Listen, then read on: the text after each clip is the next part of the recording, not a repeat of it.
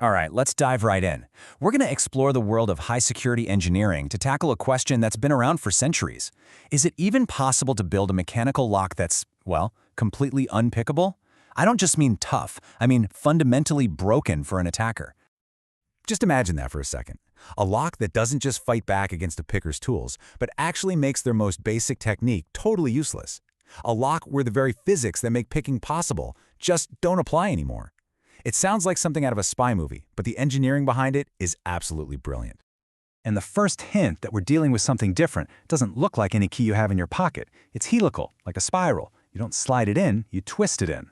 Now this unique shape is a big part of the story, but it's not the real secret.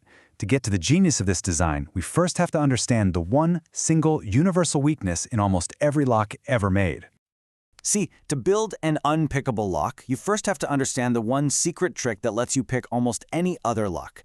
It's this single, simple principle, a kind of universal skeleton key for mechanical locks. And it's not some crazy technique, it's just a little bit of physics. The secret is tension. What's so wild is that lockpicking isn't about some kind of magic touch. It's just physics. A picker uses a tool to apply a tiny bit of rotational force, tension, on the cylinder. Now here's the key. No lock is perfect. There are microscopic imperfections inside.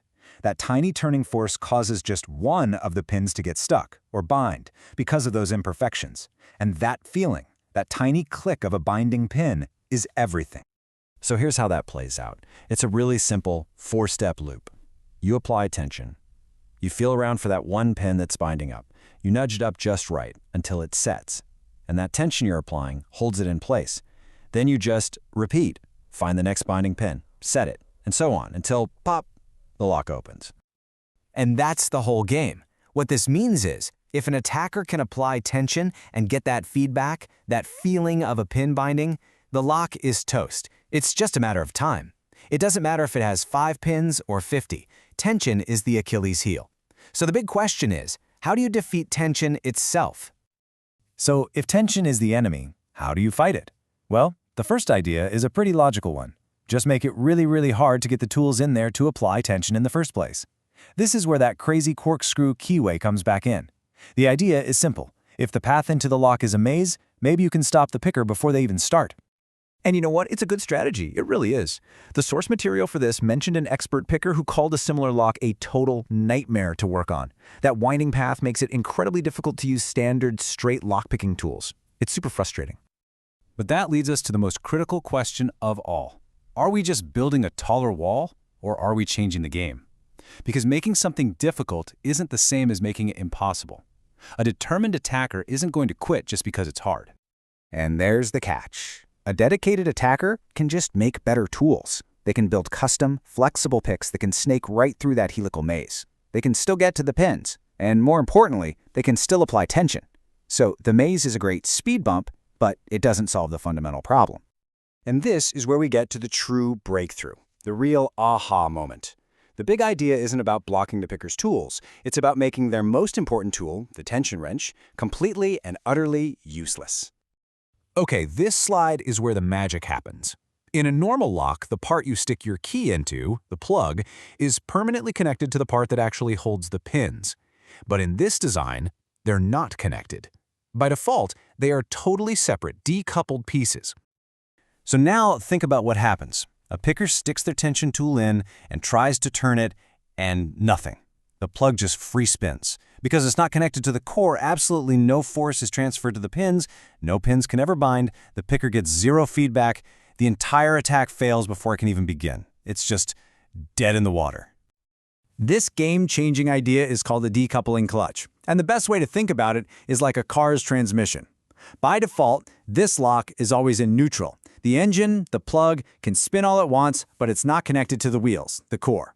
Only when the correct key is fully inserted does it shift the lock into gear, connecting the two parts so they can turn together. So that's the fundamental shift in thinking. The helical maze just resists the attack. This decoupling clutch disables the very principle of the attack. It's not about making it harder, it's about making it physically impossible to do the one thing a picker needs to do. So now let's put it all together. Let's see how the helical keyway, the decoupling clutch, and a few other clever tricks are combined into one final design. This isn't just a lock anymore. It's a multi-layered mechanical fortress. The sequence to open it is just beautiful. First, you twist the key down that helical path. At this point, the plug is just spinning freely, remember? Next, the dimples on the key set the internal pins into the correct position. Then, and this is the cool part, a final little push engages the clutch, locking the plug and the core together. Only then can you make the final turn to unlock it. It's like a mechanical secret handshake. And this table just lays it all out perfectly. Layer 1 is your main defense, the clutch, which kills tension. But let's say an attacker somehow gets past that. Well, they hit Layer 2, that crazy winding keyway that's almost impossible to navigate with tools. And even if they manage that, they hit Layer 3, a completely separate secondary lock called a sidebar, which works on a different principle and adds another puzzle they have to solve. What this does is it completely changes the nature of the attack. Picking a standard lock is basically a single problem challenge. Just set the pins. Attacking this lock is a multi-problem nightmare. You have to navigate a maze, somehow defeat a clutch that gives you no feedback, and manipulate a secondary lock all at once. The difficulty doesn't just add up, it multiplies. So we have a design that seems, for all intents and purposes, unpickable. But this level of mechanical complexity introduces a brand new, very real-world challenge. The kind of precision engineering needed to make all these parts work together smoothly is incredibly expensive. And this brings us to our final and maybe the most important takeaway from all this. In the world of high-security design, that extreme manufacturing precision isn't just a feature you pay extra for, it is the security. Remember how picking works? By exploiting tiny, microscopic flaws. When you engineer a log with nearly perfect tolerances, you aren't just making it smoother, you are systematically erasing the very vulnerabilities an attacker needs to get a foothold. The price tag in this case literally is the security. It's a fascinating way to think about it, isn't it?